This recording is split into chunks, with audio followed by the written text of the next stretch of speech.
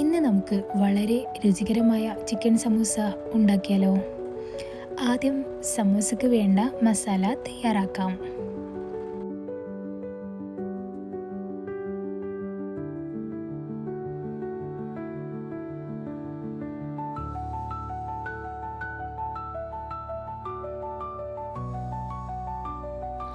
ആദ്യം ഒരു പാൻ ചൂടാക്കി 2 ടീസ്പൂൺ ഓയിൽ ചേർക്കുക.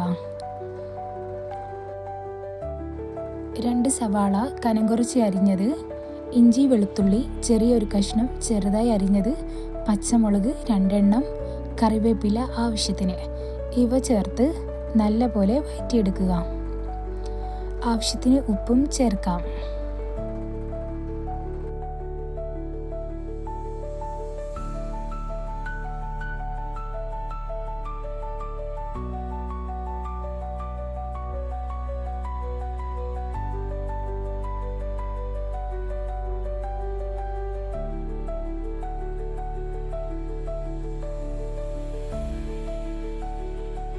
ഇവ വഴന്നു വരുന്ന സമയം കൊണ്ട് വേവിച്ച ചിക്കൻ ഒന്ന് ക്രഷ് ചെയ്തെടുക്കുക. ഉപ്പ്, മഞ്ഞൾ, മുളക് പൊടി ഇവ ചേർത്ത് വേവിച്ചെടുത്തതാണ്.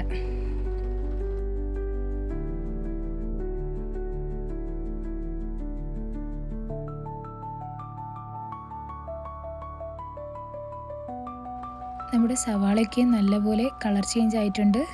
ആ ഒരു സമയം കൊണ്ട് നമുക്ക് ഇതിലേക്ക് സ്പൈസസ് ചേർക്കാം.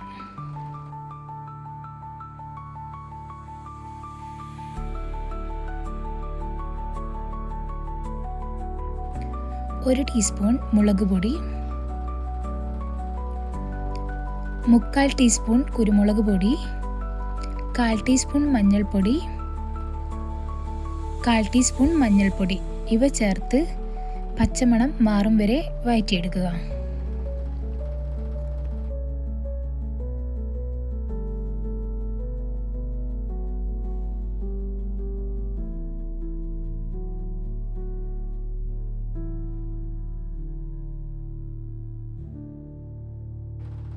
ഇപ്പോൾ ക്രഷ് ചെയ്ത ചിക്കൻ നന്നായി ചേർത്ത് മിക്സ് ചെയ്യുക. കുറച്ച് കറിവേപ്പില കൂടി ചേർത്ത് സ്റ്റൗ ഓഫ് ചെയ്യാം. നമ്മുടെ സമൂസയുടെ മസാല റെഡി ആയിട്ടുണ്ട്.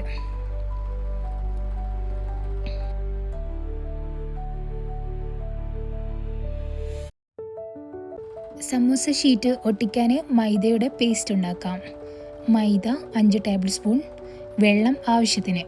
മൈദയിൽ അല്പാൽപമായിട്ട് വെള്ളം ചേർത്ത് ഒരു കട്ടയായ പേസ്റ്റ് തയ്യാറാക്കുക. ഒട്ടിക്കാൻ പറ്റുന്ന കൺസിസ്റ്റൻസി മതിയാകും.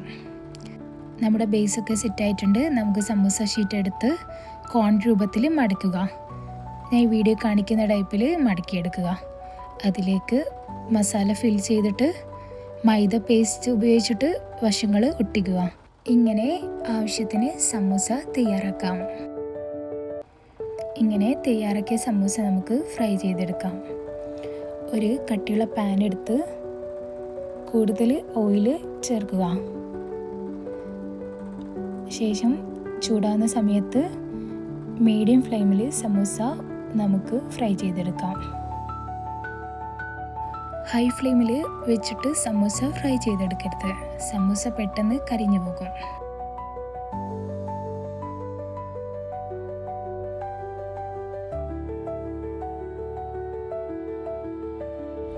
നമ്മുടെ സമൂസ ഒരു ഗോൾഡൻ ബ്രൗൺ നിറമായിട്ടുണ്ട്. ആ ഒരു ടൈമിൽ നമുക്ക് വേറൊരു പാത്രത്തിലേക്ക് മാറ്റാം.